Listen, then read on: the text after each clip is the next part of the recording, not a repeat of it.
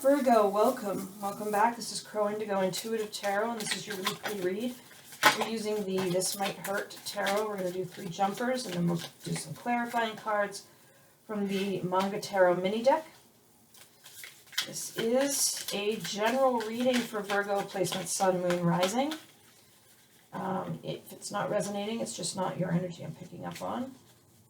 And there are lots of excellent readers on YouTube, so check those out if I'm not bringing you something that makes sense this week.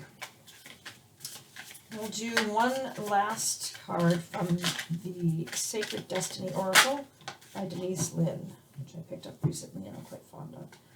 Let's see what we have for you, Virgo. 10 of Pentacles. Looks like there's some money flowing. We're finally starting to feel like you could lay a foundation and not have to stress so much about money. This could be generational wealth. So for some of you, this could be a really significant amount of money coming in that is going to be able, you'll be able to really breathe a little easier because you'll know that there's this security there. If it's not money, it could be other forms of material security.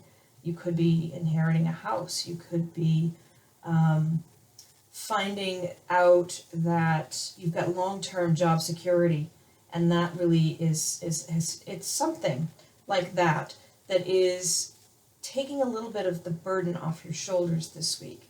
For those of you that just have zero money concerns or worries, this is about building your legacy. This is something that this week where maybe you're meeting with a financial advisor, or maybe you are setting up a family trust. This sort of thing where you're looking at the material, physical, and financial comfort and stability of your family. So you, your descendants, the people that come after you in your line, some sort of real solid security. 5 of Cups next to the Devil. You have some sort of vice, some addiction of some sort, and this can run the whole gamut, right? It can be shopping for things you don't really need, all the way to meth addicts, right? I mean, there are lots of different things that can be an addiction. I'm not going to spend your whole video talking about that theory and that concept, but you can do some Googling if you're not sure how shopping too much could be an addiction. But at any rate, something that is one of your addictions. We all have them.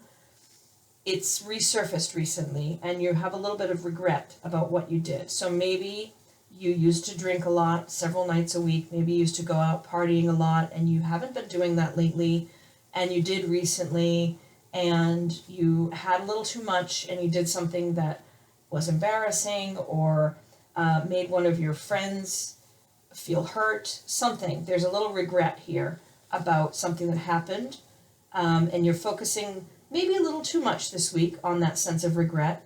You're not really focusing on the positives that are left in your life, and I think it's just a temporary situation. It's just a matter of shifting your perspective, and you'll get there. You'll turn yourself around and see the positives soon enough, but it has something to do with an addictive behavior. It could even just be a feeling of remorse that you re-indulged in a bad habit. So if you once were a pack-a-day smoker and you haven't smoked in 6 or 7 years, and you went out to a party and something happened and you ended up smoking, you might be feeling bad about that. I don't think this is anything to worry about. If any negative consequences came out of it, you can do the damage control. I'm not sensing that that's a real issue. So let's get some clarifiers. A little further information about your week, Virgo. What's this money? What's this 10 of Pentacles? And what is this regret?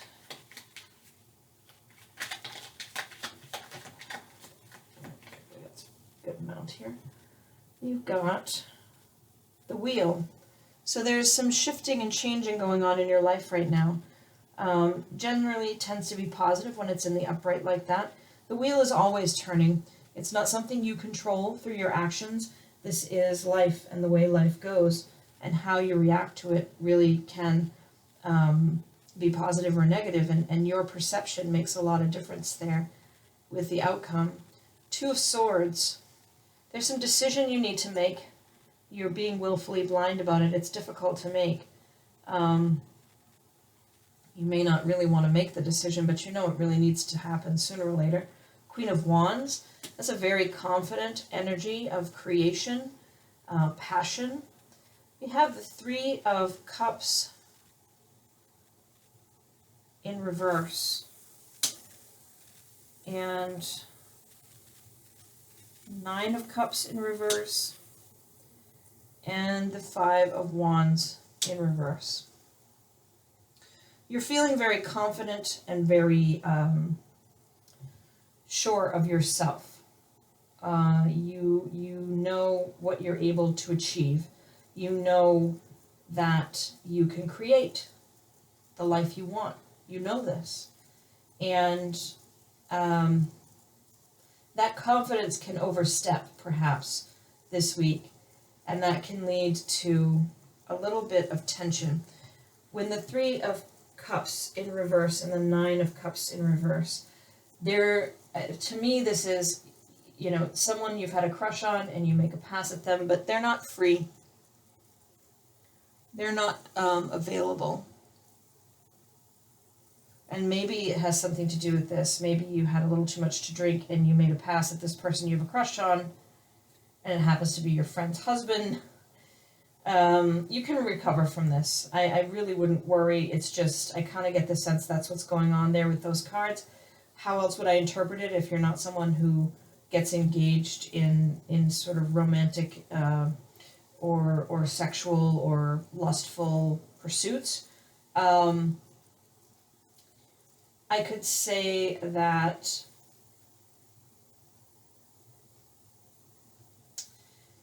you have this desire for some achievement in life, and it kind of fell through recently.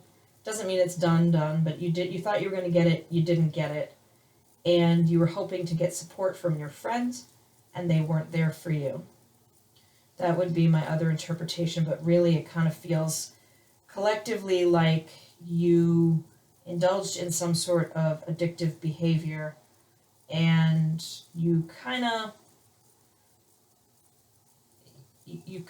overstepped, and you stepped into someone else's territory, and it didn't really go well. The last card is the Five of Wands in reverse. So this in the upright is conflict and sort of winning at all costs, and then kind of questioning whether it was worth it. In reverse, it wasn't worth it. Maybe you flirted with this person, they flirted back, and your friend is upset at you and at their partner, and it really wasn't worth doing. But it will blow over. I don't think this is a long-term concern. Let's just see if there's one more clarifier in here for Virgo. Yeah, it kind of feels like this week, you're doing damage control on something that happened before. And it's partly because you're in this fairly stable financial situation that there's room for all this romance drama, this emotion drama, this lust drama. We got the Queen of Cups and the King of Swords.